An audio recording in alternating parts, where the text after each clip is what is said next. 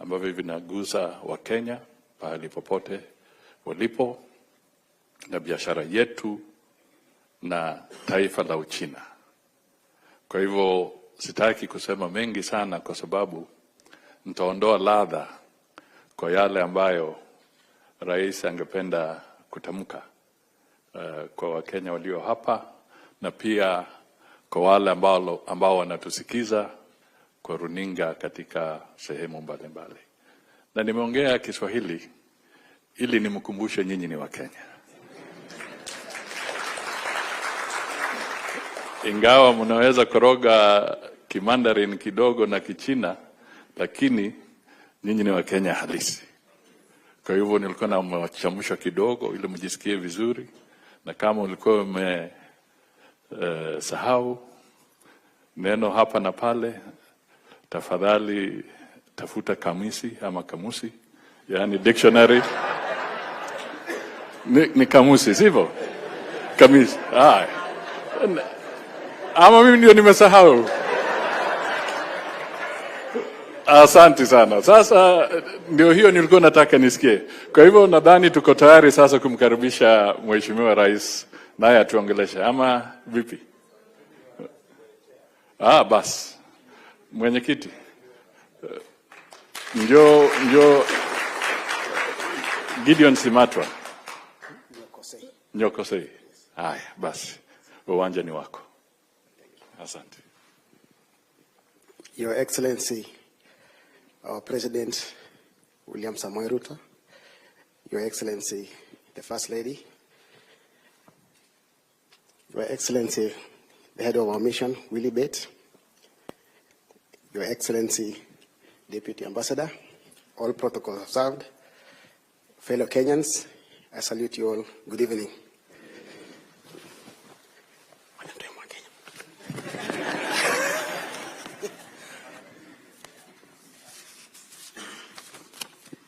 I want to welcome you all to this Diaspora Beijing meeting. I am Nyokosei Gideon Kimngetich, President of Kenyans community in China. I want to assure you all that here in China, hakuna matata. Mr. President, we've got delegations of Kenyans who live, study, work, and do business in China. Others are investors. They are here to have a conversation with you. The students are led by Hemston. Hemston, where are you? The expatriates led by Karani. Thank you. And the business community is led by David Chimuti. Please. Your trip, Mr. President, to China is enlightening. Your coming here will forever be remembered. Partnering with China is one of the boldest steps you've taken in ushering Kenya into a strong economy. We love you for that. Secondly, I want to appreciate the presence of different dignitaries who stood by in ensuring that they get to learn on how you are doing your job by coming with you to China. You are a great father who will leave inheritance to the future generation. Our leaders, we've been given an opportunity to work with the president in ensuring that we don't let Kenya down. To improve on our economy, this is my suggestion. The parastatals that we have, like the tourism sector, the cabs, should have license offices in China so that they can guide us and they can traverse the market and understand how this economy has been improving and transfer the same technology to us in Kenya, also including KRA. We also desire to give priority to students who have worked here and to teachers and other workforce who have been here in China to be absorbed back home in Kenya so that they can transfer the same skills to our economy. Through the Office of the President, I would like to invite the CS Education to come and do a study case on how CBC has been working in China.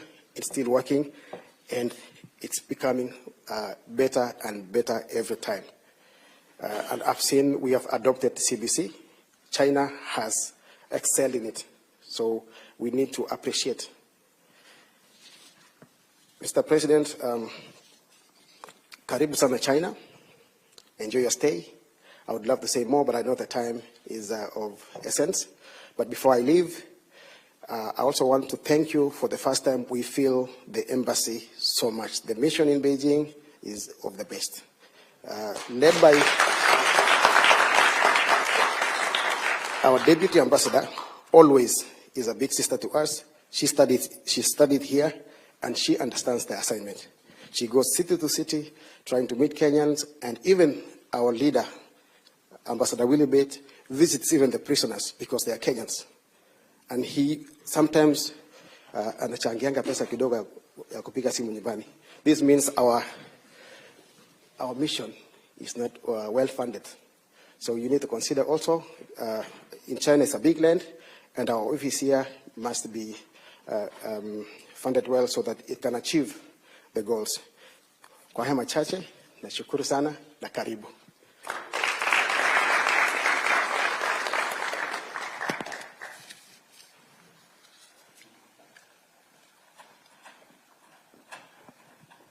Thank you. Your Excellency, I think, let me not waste any more time. Karibu, if you can all stand and just stretch and clap for His Excellency the President. Thank you. Thank you very much. Let's take our seats. Asante sana. Ladies and gentlemen, good evening. Hamjambo. It's a privilege for me to be here at this point in time while undertaking a state visit to this great country. As you're all aware, the relationship between Kenya and China is 62 years old. In fact, it is documented that China was the 4th country to recognize Kenya as an independent state only 2 days after independence. And it speaks volumes. It speaks volumes of the strength and depth of the relationship between Kenya and China. My visit here underscores that solid foundation built over many years to cement the relationship between our country and China.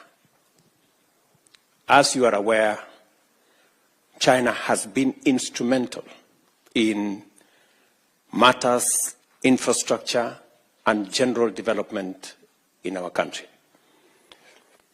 We have built the standard gauge railway, 600 kilometers from Mombasa to Naivasha, with a partnership of China. We have built the Lamu port that now has 3 berths that are complete with the support of China. We have built the Nairobi Expressway that today facilitates the journey from the airport to the CBD, a journey that sometimes would take up to 2.5 hours. Today, it takes between 10 and 15 minutes. And with China, we have also built the Thika superhighway, a piece of infrastructure that we have now extended from Thika to Kenol all the way to Maroa in Nyeri. And we are in discussion on many other aspects. I know many people here know that some of the roads to rural Kenya have been built with technology and companies supported by this country. And so we have a robust relationship between Kenya and China. And my visit this time round, being the first head of state to visit after the FOCAC meeting last year, speaks to the value China attaches to Kenya and the friendship that exists between our two countries. And we all know that there is a lot happening today globally. And sometimes people ask, and they ask me, is Kenya facing east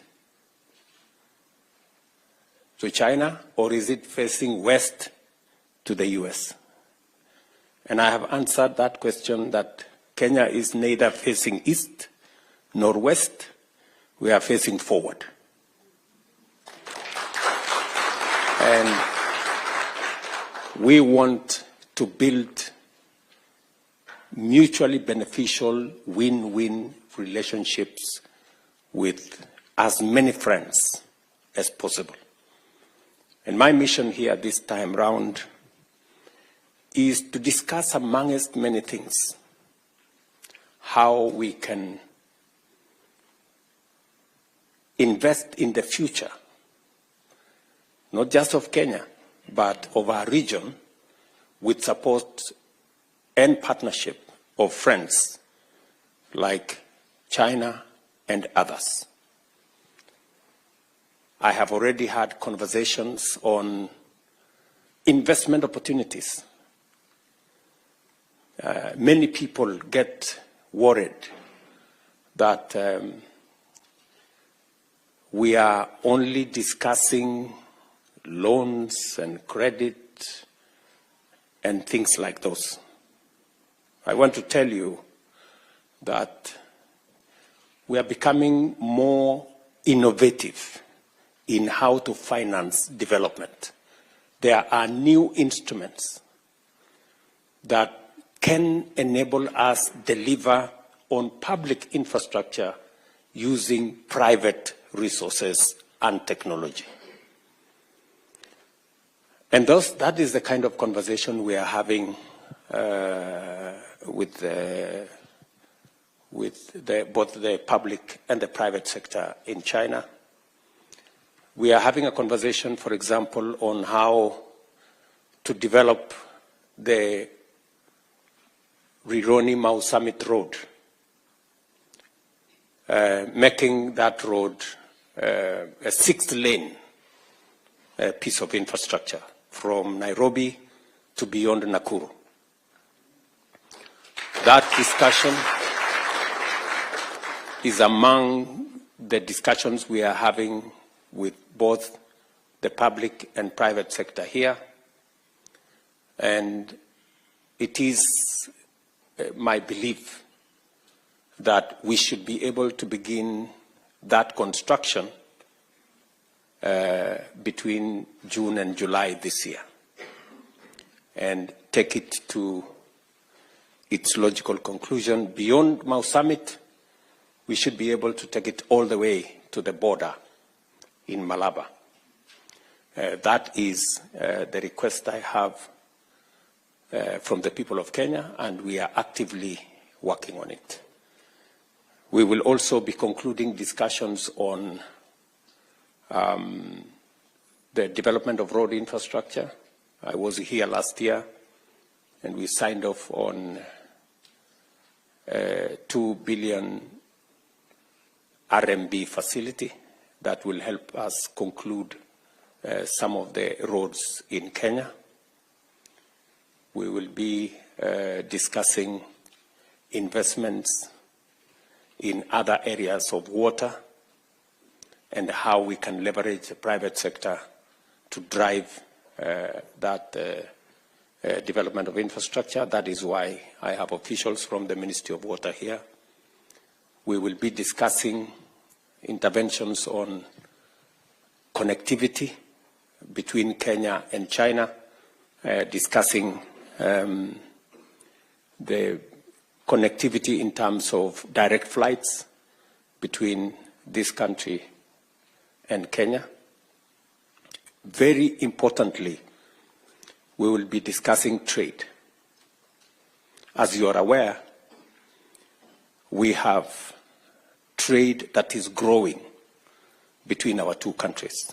In fact, statistics show that we are all the way to $8 billion of trade between Kenya and China.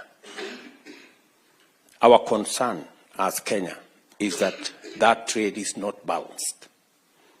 And it is the conversation we are having. And tomorrow, we will be signing a framework agreement on the economy and trade. And that framework agreement is going to give us the opportunity to discuss a bilateral trade agreement between Kenya and China. And I just had a meeting this afternoon with the Prime Minister, and he agreed with me that that trade needs to be balanced. As you are aware, Kenya is importing close to $4.5 billion of goods and services from China. And yet, we are exporting only about $200 or $250 million.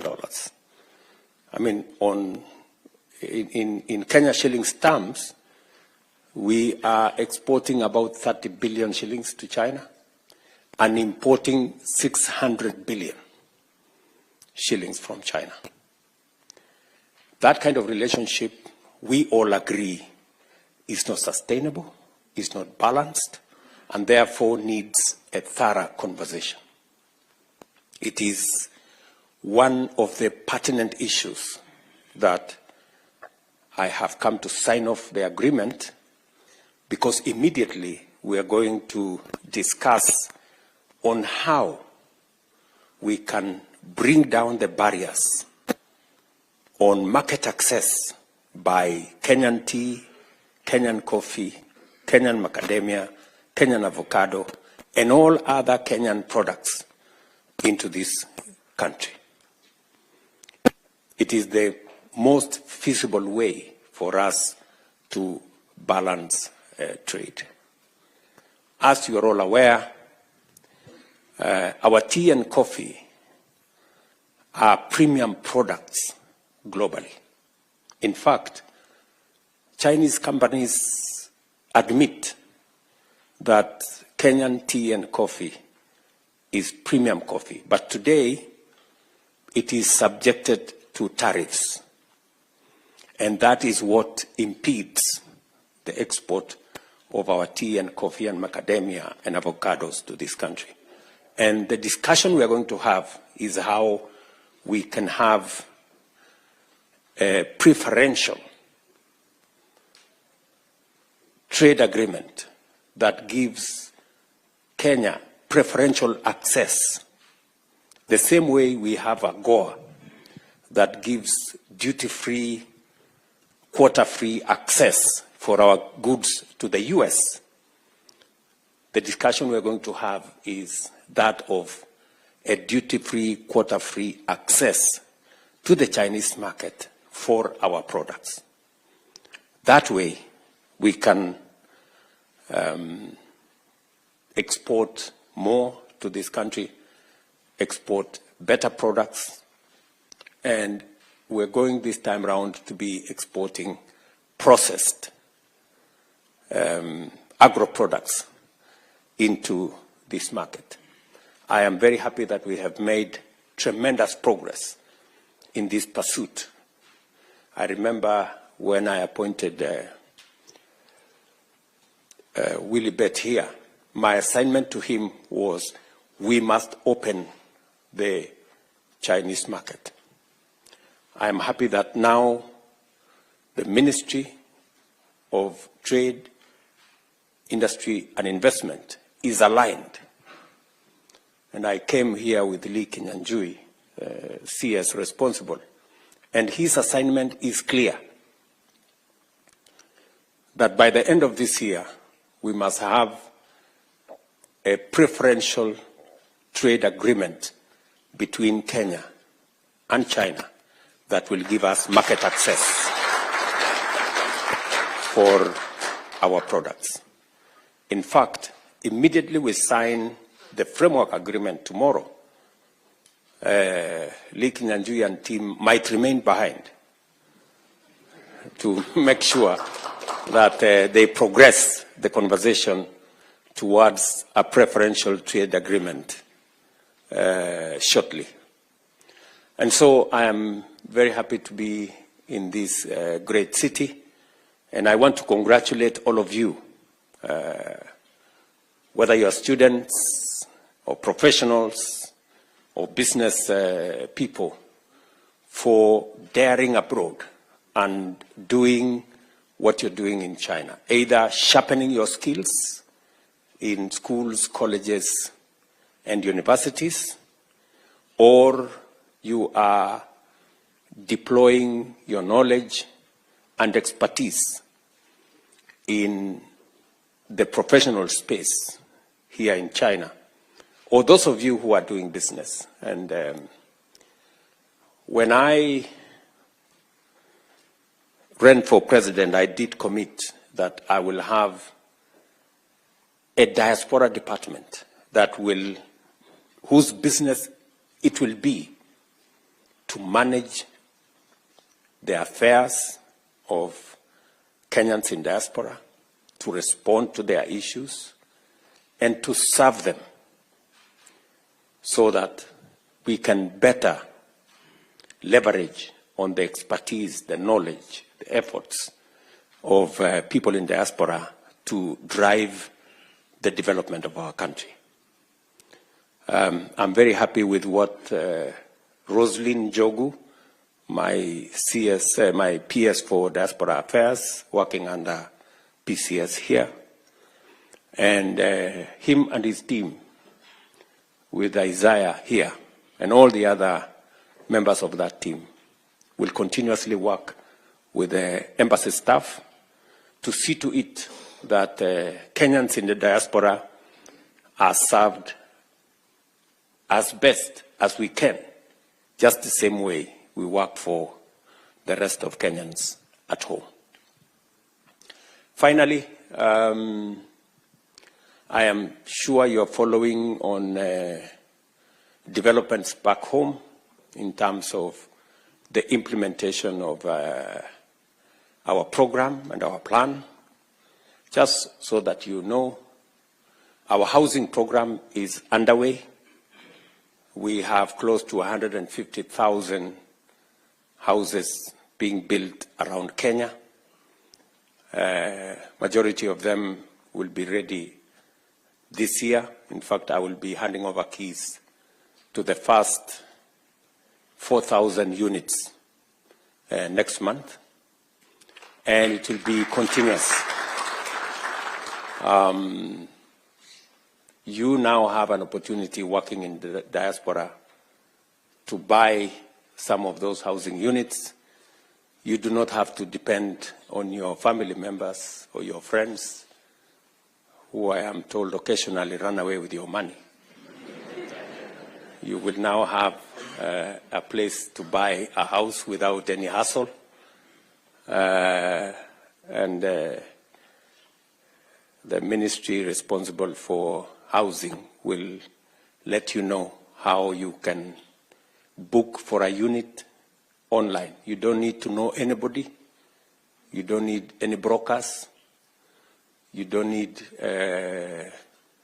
to see anybody. You can book a unit online. And somebody's going to tell you exactly how that is done shortly. To also tell you that I did commit that we are going to have a different savings culture.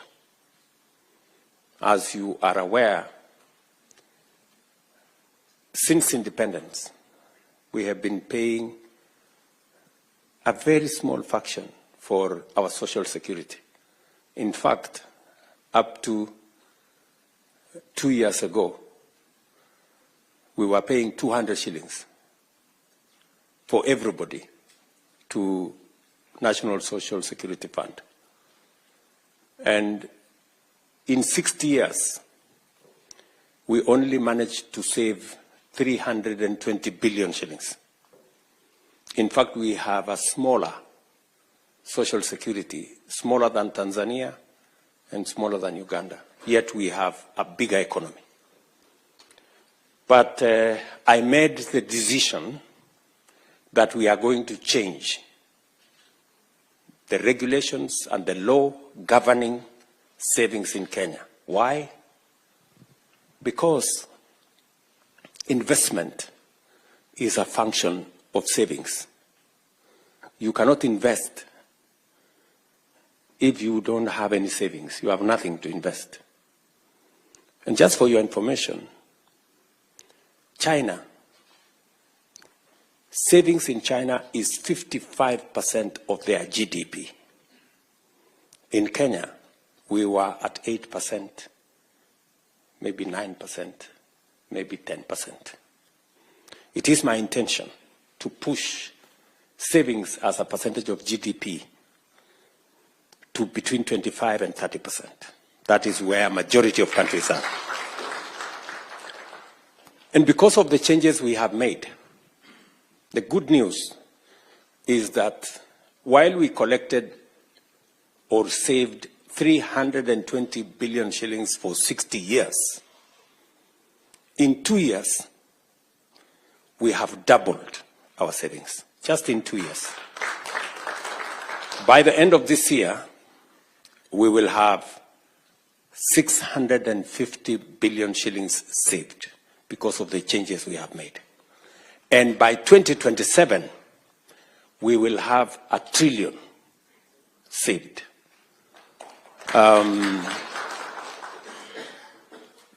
That is why I am not very popular with people who don't want to save. But for the people who want to save, they know what difference that is making. And that is how we are going to stop borrowing from other countries. We will be borrowing from our own savings to finance our own development.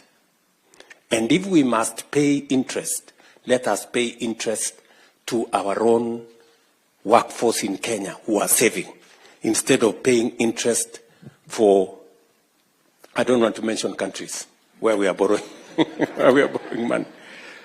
You know, the money we are borrowing from China, for example, is savings of the Chinese people, right? And you know that we are paying interest, and we are not paying small money. Why would we not pay Kenyans who are saving? That's the question I ask. So I'm very happy with the progress that we are making, and progressively people are beginning to see the reality of some of the interventions we are undertaking. I am also sure that you are aware that we have reformed our funding of our education system.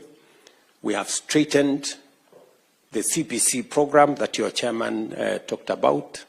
In 2022, there was a very big debate as to the implementation of CBC and the direction it was going.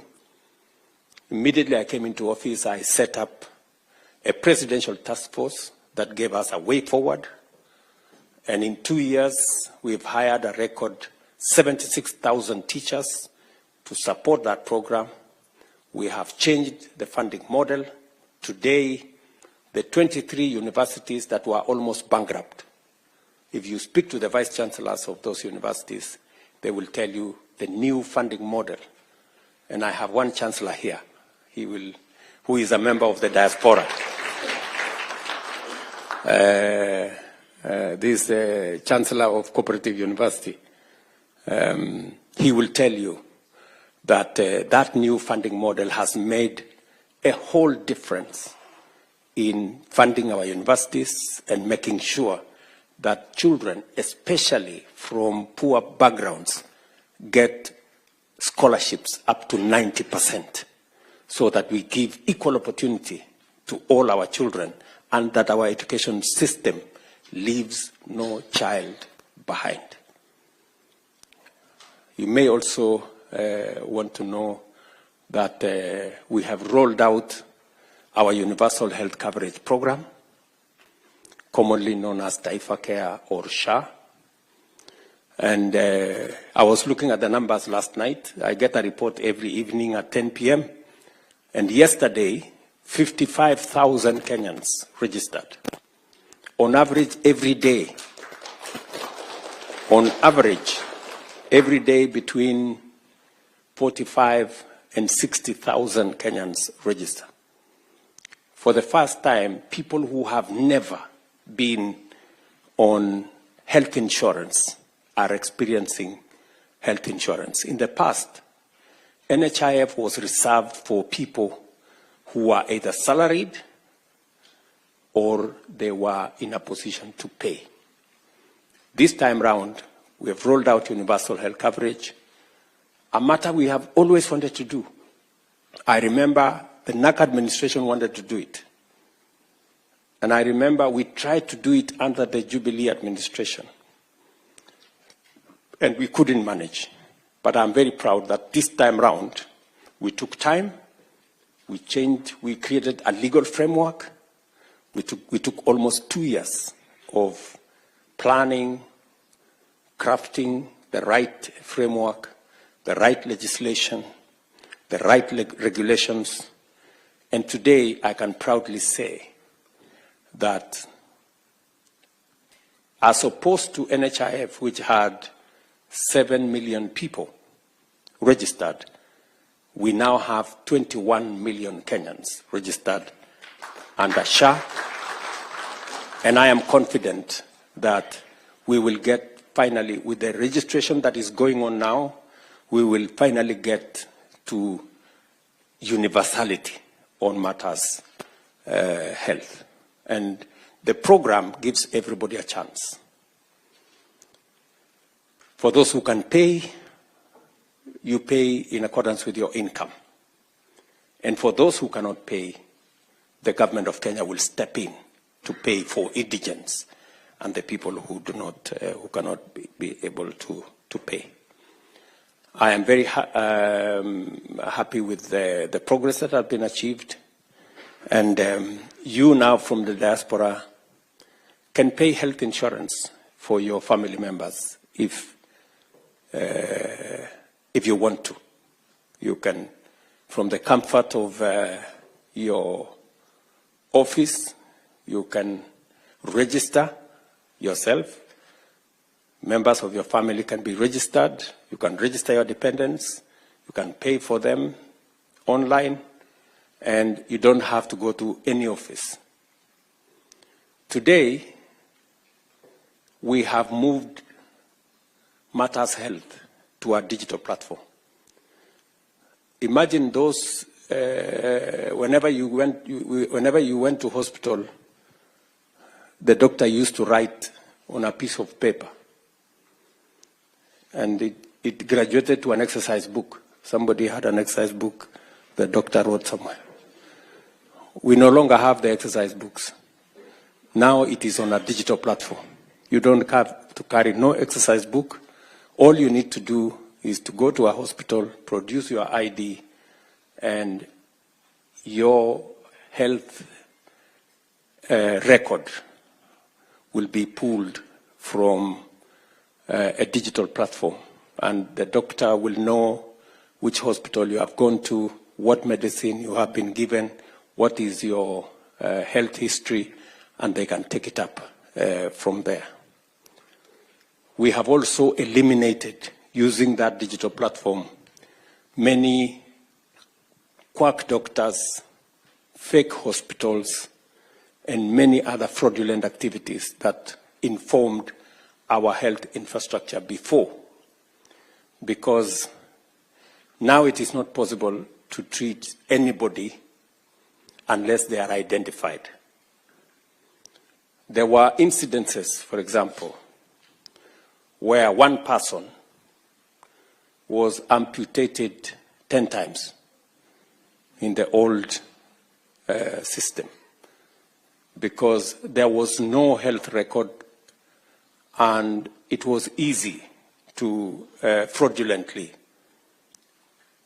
make claims to NHIF. That is not possible anymore because once you are identified that you are amputated twice, the system will not agree for you to be amputated again because they will know that your limbs are finished. So we also had incidences of very small hospitals which were performing very many surgeries. That again has been brought under control. Unfortunately, there will be some casualties. There are many hospitals, private facilities that will close down. Why? Because they were built on fake claims, which are no longer available. So we can only pay under this system for a service that has been provided. It is not possible anymore to make any fake claims. And so we are making steady progress, and I am confident with the transformation that Kenya is going through. Let me finalize by saying we are transforming our agricultural sector. You remember in 2022, we had many people in the streets of Nairobi with sufurias on top of their heads because unga was 240 shillings, that kind of thing. We have since reorganized that space and working with farmers with clarity of intervention, making sure that we don't subsidize consumption, as I said, but instead we support production. The reason why today the prices of unga have significantly come down from 230, now we are talking of 130, 140 shillings. Sometimes it comes down to 100, and I'm very happy with the progress that we have achieved in that space. Today, if you ask, because of the reform we have carried out in the agricultural sector, milk that was retailing at 35, 38 shillings, we now have standardized milk prices at 50 shillings to the farmer. Coffee that was selling at 50 shillings a kilo, if you check from your members of your families, this year we had the best prices of coffee because we supported farmers with fertilizer, and we have removed cartels, people who were farmers, brokers, millers, and buyers at the same time. And they significantly undermined the whole coffee sector. Today, coffee that was retailing at 50 shillings, 60 shillings a kilo, on average, is 110 to 140 shillings a kilo. And if any one of you is a coffee farmer, you will bear me witness. This year, last year again, we made huge progress with our tea. The year before, our total earnings from tea was 170 billion shillings. Last year, it moved all the way to 215 billion, the highest in Kenya's history. Again, because of favorable weather and because of the investments we made in promoting production of our tea sector. We have just concluded, for those of you who come from the sugar belt, the notorious sugar problem that has been with us for 30, 40 years. We've just concluded the reform of that sector. And for those of you who follow Kenyan news, the cartel in that sector was so vicious that I had to tell them, mambo ni matatu. And ever since I told them mambo ni matatu, now we have concluded the reform of that sector. And my intention is that, like the other sectors, the sugar sector that has suffered for many years, we are now going, the factories will now be able to pay farmers on time, pay workers on time, and for the first time, pay bonus to sugarcane farmers. The first factory did that last year. That is Mumias. And this year, we have concluded the reform process of Chemelil, Miwani, Mohoroni, Soni, and Zoya. And by the end of this year, you will see a very big difference. Just because of the interventions we made. Last year, contrary to what we have done all the years, we imported very little sugar. And in the next 2 to 3 years, Kenya will be a sugar exporting country. Because of the interventions we made, 200,000 acres of new land was put under sugar production, because farmers can now see that there is seriousness in the sugar sector. So, this is the interventions we are making as a government. We are pulling our country in the right direction, and I am very confident that Kenya is going to be a better place for all of us. We must consistently, persistently work together towards making Kenya this great country that we all want it to be. It is not going to happen overnight. It is not going to be easy, but it is worth all our effort to make it work. I have every intention to make it work. And I am committed to transforming this, our country.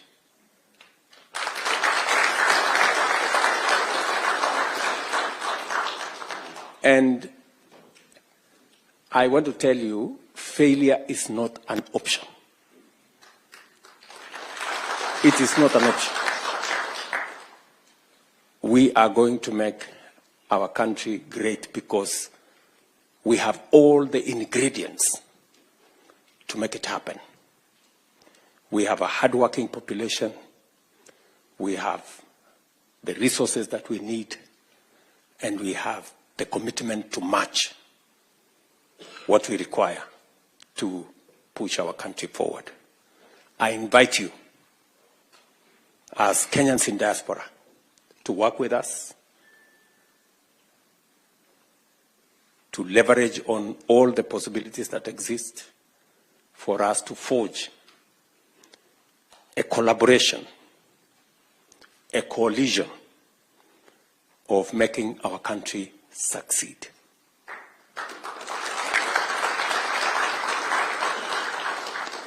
The media will not stop us. The social media will not stop us. The naysayers will not stop us.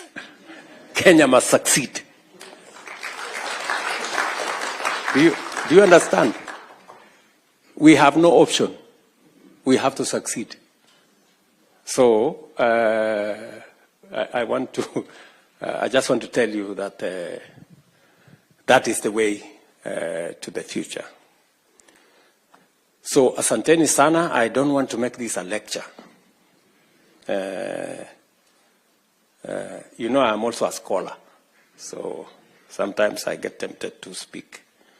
So let me leave it there, maybe pick up some ideas from you guys on what your thoughts are and where you think we can do better for the progress of our country. Thank you very much. God bless you. And it is my pleasure to speak to you. Asanteni sana.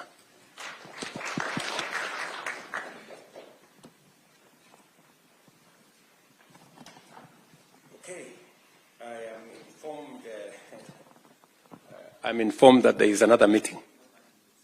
I have 30 minutes here. Okay. I have 30 minutes because there is another virtual meeting with the Secretary General of the UN on matters of peace and security in our region.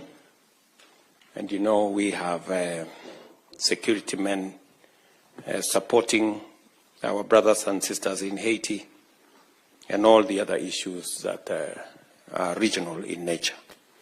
So I will take a few questions from this great audience.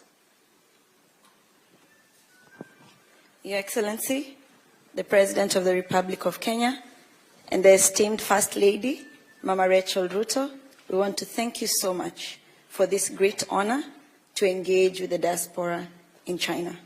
As you can see, we represent various groups, and because of time, I'll allow the different regions coming from all over China. As you know, we have 22 provinces here, and we have a very large business community who have come from different places. We also have a very big student fraternity that wish to engage with you, and the professionals, the teachers, and expatriates. So without further ado, let us begin our Q&A, and let us make our comments very brief. Let's start with the regional representative.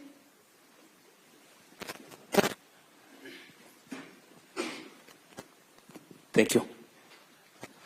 Your Excellency, the President of the Republic of Kenya, Dr. William Samoei Ruto. Your Excellency, Mama,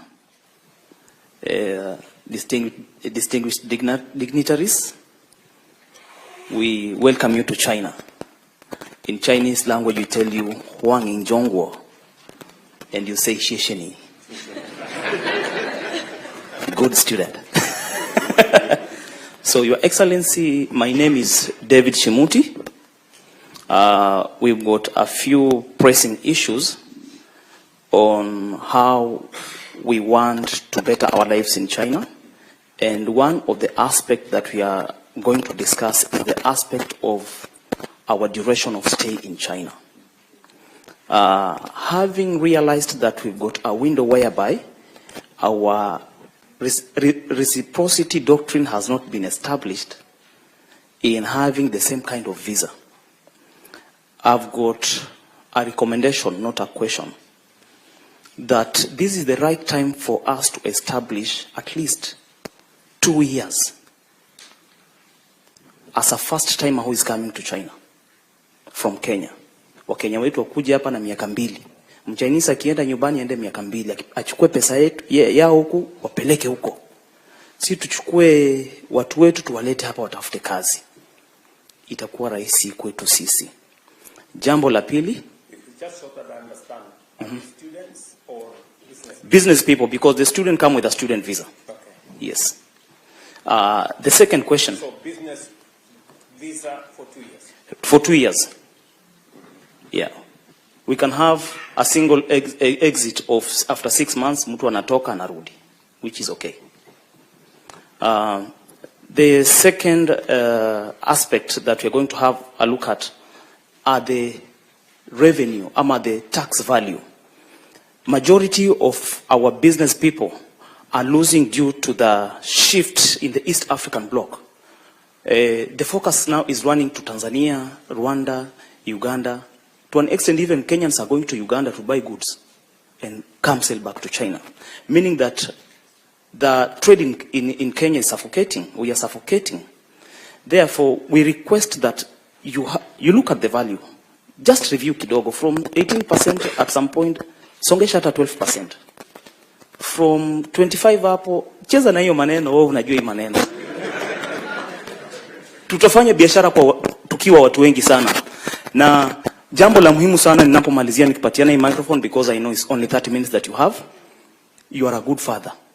And as you can see, all these faces are smiling. Na tuliambiwa kwamba mkono mtupu haulambwi. Wewe kama baba yetu tunashukuru sana umekuja. Umetengeneza mikataba na wa Chinese. Na mimi nasaidia wanafunzi kuja kusoma hapa China. I want to be also part of the people that are going to sign an agreement with you.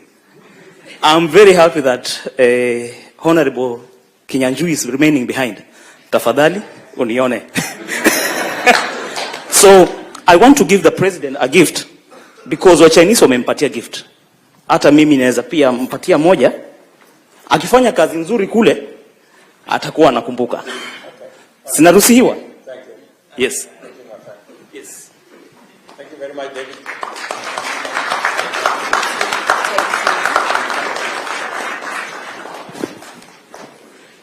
Let me just say so that maybe somebody else does not ask the same question. I think the business visa for 2 years is a discussion we're going to have. I think it's a good proposal, if it is, especially if it is reciprocal. If you scratch my back, I scratch yours. We will consider that as part of the conversation we are going to have around the economic partnership framework that we are signing tomorrow. But on matters to do with what you're saying, you know, let me just explain to you why sometimes people find it easy to go to Uganda or Tanzania for purposes of getting goods and services to this country. It is exactly the problem I want to solve by signing the bilateral labor agreement. You know, the difference between us and our neighbors is that Kenya is in the middle income category. Our neighbors, Tanzania, Uganda, and all the other neighbors are in the least developed countries. They are in LCDs, LDCs, and we are in the other countries. So we are categorized higher than them, and therefore, while they export duty-free, Kenya exports with duty. And that is why you heard me say that is the agreement we want to negotiate. We want to negotiate a preferential trade agreement that will now put Kenya at par with our neighbors. You will not be experiencing the problems you are experiencing today. That is the agreement we want to sign, that today Kenya is different from the other countries because of the categorization of our economy as opposed to our neighbors. And that is the reason why we are having this conversation. That is the reason why we are signing the economic framework tomorrow that will now give us the opportunity to negotiate a preferential trade agreement that will eliminate the current duties and levies that are levied on Kenyan products being exported to this country. I don't know whether I'm communicating. Okay? Thank you very much. Yes? Yeah. Your Excellency, Mr. President. Your Excellency, Mr. President. Dignitaries, Madam First Lady, the PM. Welcome to China. I had a lot, but now we've condensed the time. I represent the professionals in China. My name is Brandy Karani. Now, the gentleman here has asked a very important questions about business visas. This is the thorniest issue we have. I've been here for 15 years, and I can tell you is the most important question. To designate Kenyan workers coming to China, the biggest job here in China is teaching English. Kenyans here, they are very good teachers of English, and I'm a lecturer. I teach world history in an international high school. Kenyans can be able to teach English in this country. Not only one, not two, but in drones, 100,000. Just last year, we had 672 billion Kenyan shilling remittances from Kenyans in diaspora. Early this month, the DTWG team led by Dan Mokile, which I'm a member, met with the Prime Cabinet Secretary. They had a diaspora going on. Congratulations. P.S. Rosalind Jogu was there. She's done an incredible good job. She's assisted us a lot, and we are happy. First of all, let's congratulate the President. Mr. President is the first person to give us a diaspora department. We've waited for a very long time, from the Kibaki administration to Uhuru administration, and when you came into power, Mr. President, asante sana, you gave us the diaspora department. Now to the question. We would like Kenya to be designated as an English-speaking country. And why this is very important, because once you designate Kenya, even South Africans, they don't speak good English like we speak. Once you designate Kenya as an English-speaking country, in your bilateral talks with Xi Jinping, we can be able to get work permits to work in China. That's how it goes. Designation, and then number two, work permits. Once we get work permits, this one's going to have a lot of teachers in Kenya coming to work here. And you don't need to be a teacher to come and work in China. You can come and work in China. Then the business people, once the work permits are out, the business people can be able to have visa reciprocity. Because workers can be able to get working visas, even the business people can be able to get those 2 years visas. The students, I don't know if the student is here. Is there a student leader? The students who are in China cannot work in China. The same part will make the students also be given the permission at least to work and not depend on their parents back home. So, Mr. President, this is the most important thing. As far as Kenyans in China are concerned, this is the most important. My question, with the same designation of Diaspora Department and the Prime Cabinet Secretary here, can you assist us, please, get that designation of English, then move forward and get those work permits so that we can bring Kenyans here. The 672 billion shillings we're talking about will trickle to 1 trillion Kenyan shillings. That is the way forward. I think that's what you want, and that's all. Thank you so much. Is that Mr. Karani? Did you say Karani? Mr. Karani, thank you very much. Let me just say the following. Just ask you, Mr. Karani. Did you say you want more Kenyans to come and work in China? Absolutely, yes. Are you sure about that?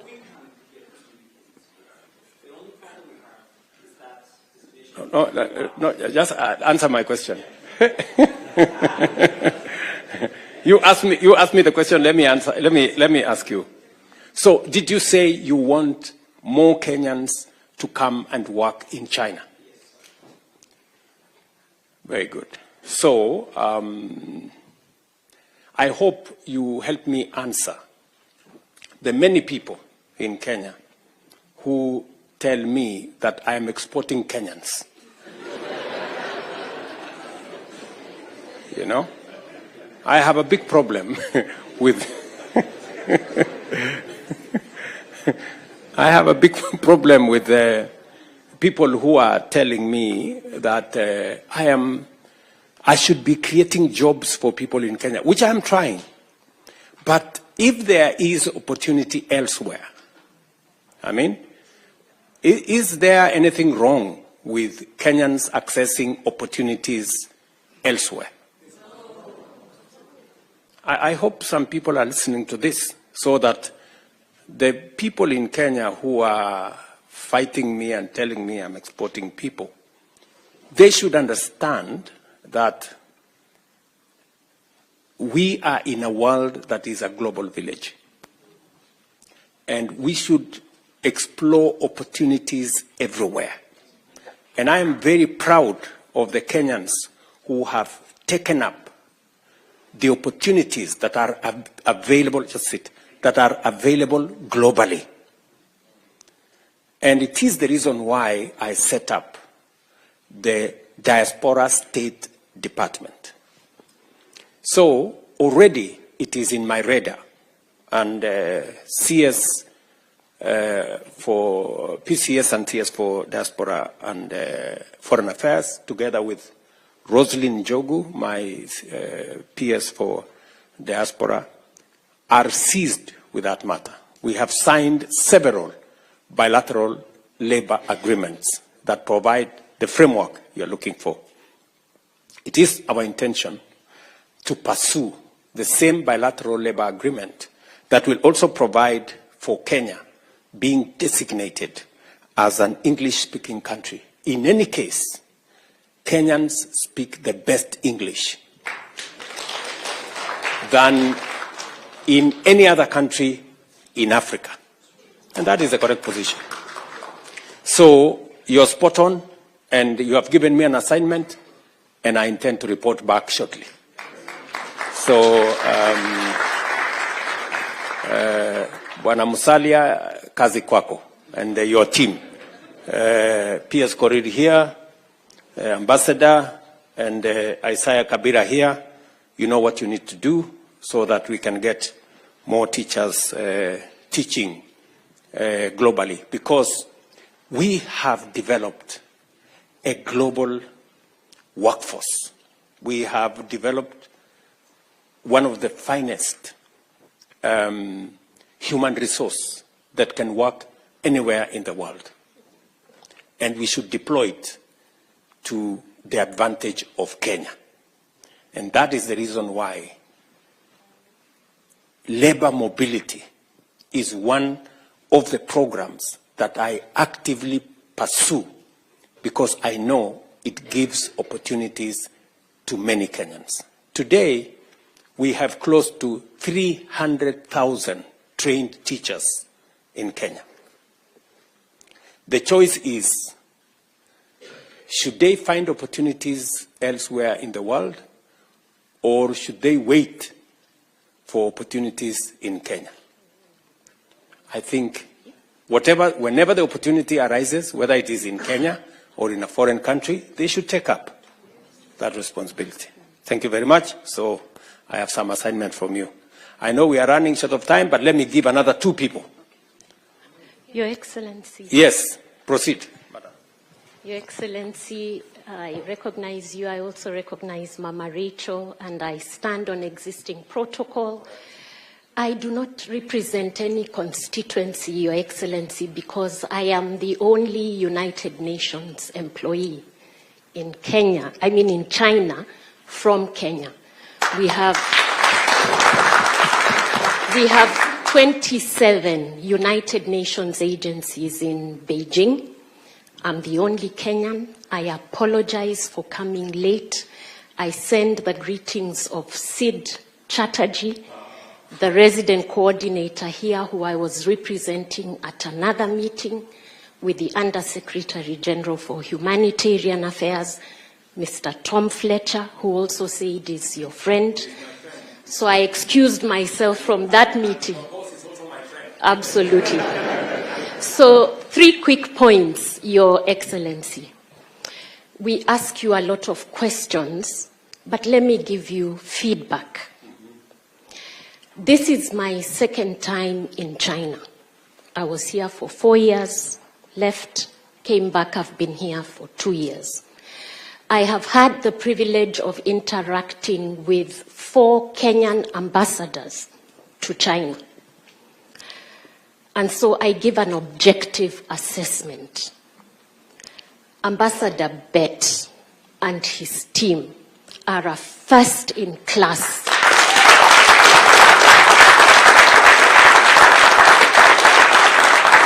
It is an objective assessment. It is no criticism or judgment of previous leadership.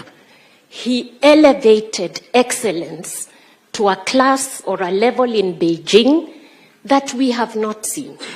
And really all credit to Ambassador Bet and the Kenya Mission team. They make us proud. We carry our heads high with pride. I did indicate that I'm the only Kenyan in the United Nations system here. I am in discussion with your PS, Sing'oei. I am an international civil servant. There are things I cannot disclose in a public gathering of this nature. But I did want to draw to your attention that the last time we had a Kenyan at the level of Undersecretary General was Muhisa Kitui. I think we need to amend that. But let me come back to what the multilateral system does in China. While you are negotiating on the bilateral front, I would like you, Your Excellency, to know that there is a multilateral engagement between UN agencies in China and countries outside of China. So as a UN agency representative, and my colleagues do the same thing, we have a dual mandate. We engage on domestic issues in China, but it is my duty to ensure that the developing South benefits from China's vast South-South cooperation initiatives. And so, Your Excellency, we receive grant money. The UN system receives grant money from the Chinese government, from the Chinese public sector, to provide to countries primarily in Africa. Because China prides itself with the friendship it has with African countries. I do want to ask, Your Excellency, on those engagements, your ambassador does very, very well. What we need is reciprocal attention and fast action in Kenya when those initiatives come up. Because I have to inform you that sometimes we see an opportunity here, and remember, it is not only Kenya. Ghana is waiting. Ethiopia is around the corner. Rwanda is also keen. So we need to find a way to connect better around those initiatives that are available here for development in Africa.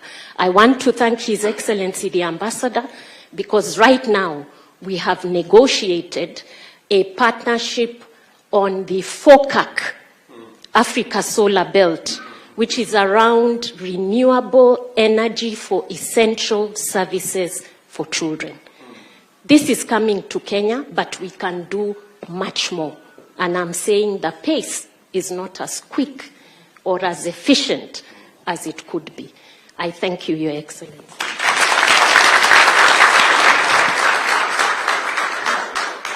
Thank you very much, Madam Ama. Madam Ama, thank you very much. Yes, it is very rare to get compliments from Kenyans.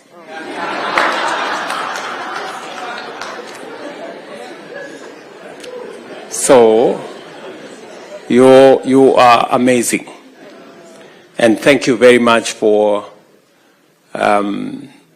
saying what it is.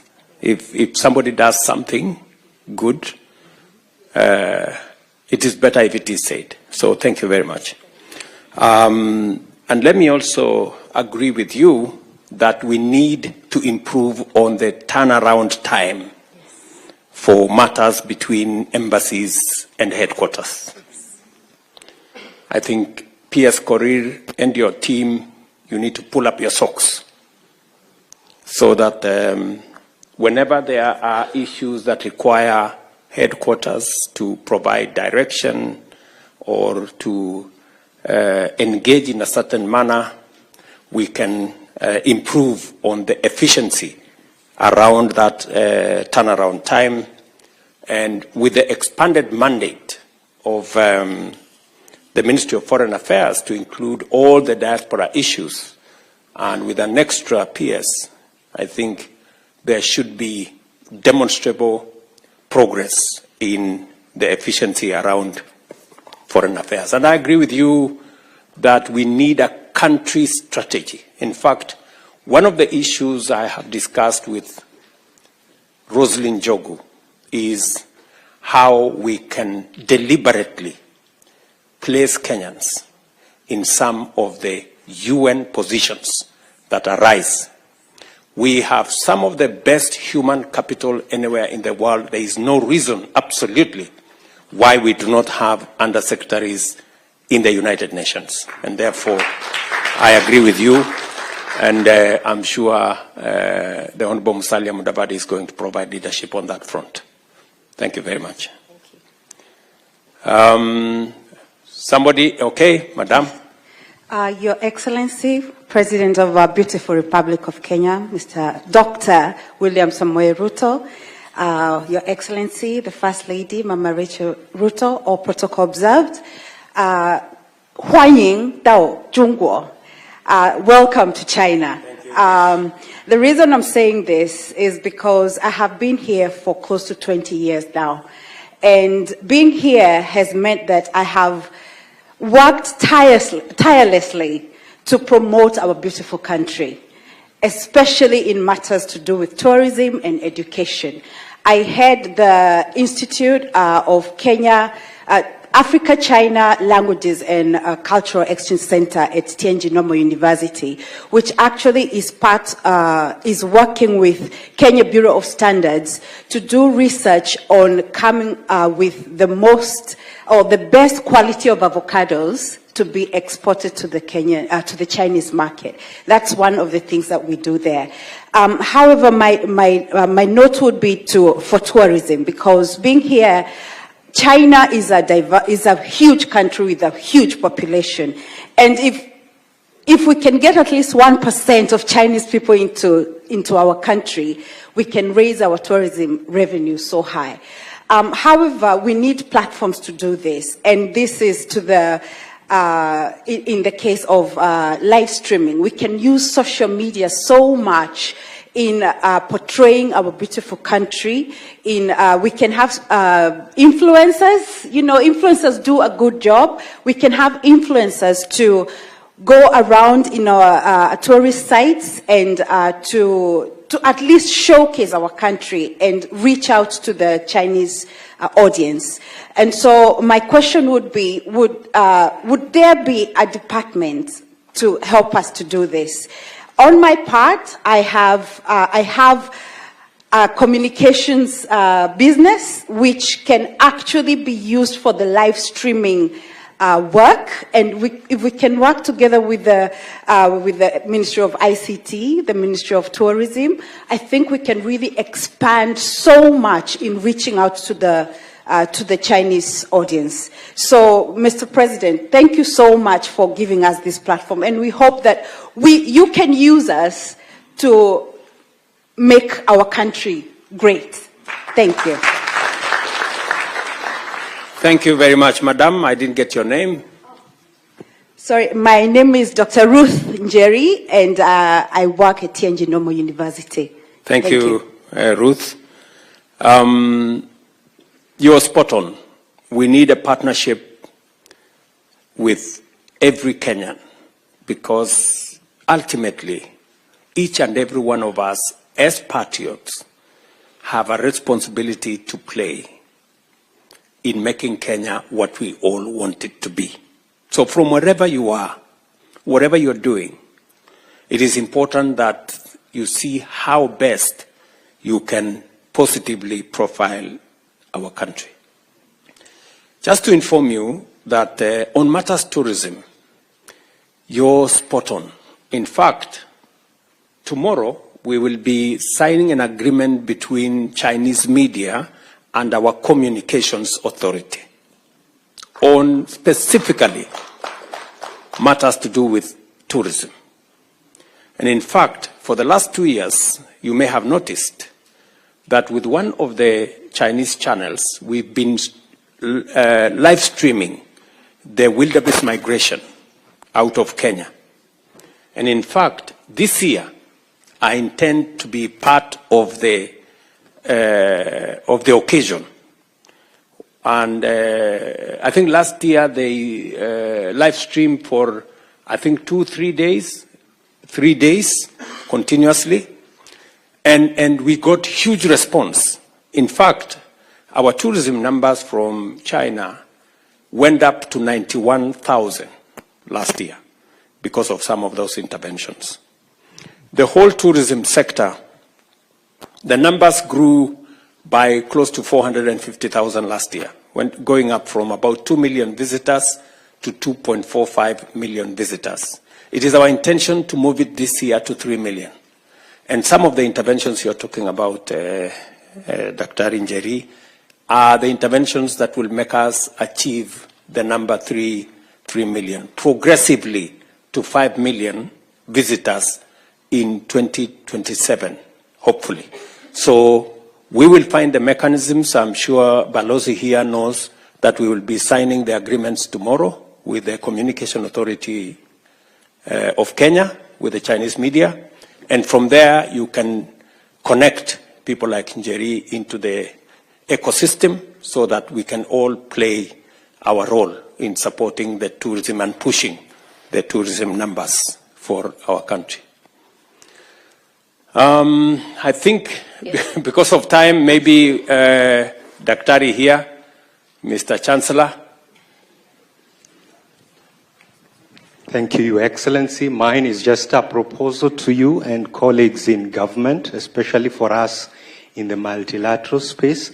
Apart from the diaspora State Department profiling us in the diaspora, it can share most of us who are in the multilateral organization, especially our professions. For example, those who are at AIB or World Bank or AFDB in climate with the PS for climate. Because we find ourselves leading on some vertical funds, but because of who we are, we cannot be able to reach the PS. And it's easier to, once the PS knows how to access working level colleagues in multilateral institutions, they can tap on some innovative financing that can prepare some of the projects and push some of the agenda. Or those who are in health can know who is working on pandemic fund in various institutions, and that can help. Having worked at Africa Development Bank for 8 years, most of the colleagues in multilateral spaces find it hard to share these propositions, but diaspora team can just profile and share an example of how Rwanda does it or Senegal does it. But we thank you for the forward-looking foreign policy statement that you shared today. It's for the next generation. Thank you. Thank you. Thank you very much, Daktari. Again, that is an assignment for my team, beginning with the ambassador here, and connecting to all the other colleagues at the ministries, whether it is health, whether it is environment, and all the other colleagues. So I think we have some assignment there. I'm told there is no student who has... yes, Your Excellency, I wanted a student at least to talk. I represent the student fraternity. No gender balance? Thank you, Your Excellency, Dr. William Samoei Ruto, Mama Rachel, and all protocol observed. Good evening. This is Hemston Mabonga, student leader under the umbrella called KESCA. KESCA is a Kenyan Student Studying in China Association. So we have 17 city-level associations under the umbrella. And I want to confirm, my major issue was, I want to confirm because the business has confirmed that they have a cordial relationship with the ambassador. The professionals have also confirmed, and I wanted to not to be left out as student representative.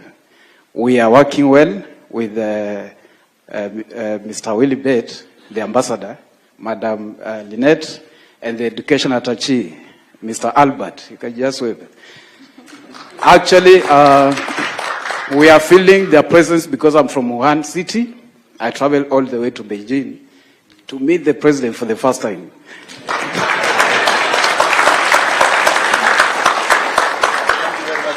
Yeah, sure. Okay, that's a lifetime handshake. Thank you. Thank you. Make sure you don't forget the issue. Yeah. I won't forget, actually. It's a compliment. I'm not complaining. We are used to complaining, but it's a compliment. I want to appreciate, I attended your morning session, and I admire to have the same knowledge you have in future. That is, I learned something very, very important in the session. I don't want to share with you because of time, but I will share with my friends when you leave. Otherwise, I even forgot the issue, but it's okay. Otherwise, keep lobbying for the scholarship slots. More scholarship slots across levels, undergraduate, masters, and PhD students. That one, you'll have helped students who are here and who are intending to come to advance in education. Thank you. I'm a mathematics teacher, and there was a session, a proposal of kukuza mulima ya mathematics. Please don't. I'll be jobless. Thank you. Okay. I think there was a suggestion that mathematics be made optional, but I think that is what the mathematics teacher here has an issue with. So I'll get the Ministry of Education people to explain what they mean. But your perspective has been taken into account.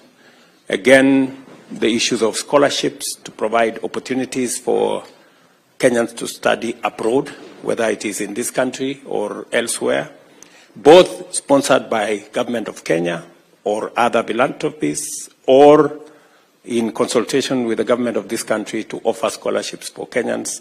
That is an area of cooperation that we have built on. As you heard me say this morning, we have, over the years, got sponsorship for close to 4,000 Kenyans who have studied in this country in different aspects, some paid for by their parents, majority through scholarships and other interventions. We will continue to explore opportunities for scholarships as we expand the horizon of knowledge, skills, competencies that are necessary for us to drive our own development and provide an internationally recognized workforce, not just to work for Kenya, but to work globally for any part of Kenya. I have so much confidence in Kenya's human resource that I am not ashamed that if they went to work in any country, they will let us down. They have always been outstanding. Believe you me, I have been to many cities, and the compliments I get for Kenyans working, whether it is in West Africa, I was in Ghana, I was in Congo Brazzaville, and I found the manager of the hotel I was staying in was Kenyan. And there were huge compliments as to his style and professional leadership of those institutions. And that is why I have no reservations whatsoever in getting as many opportunities as possible for Kenyans to work anywhere in the world, because I am confident about their professionalism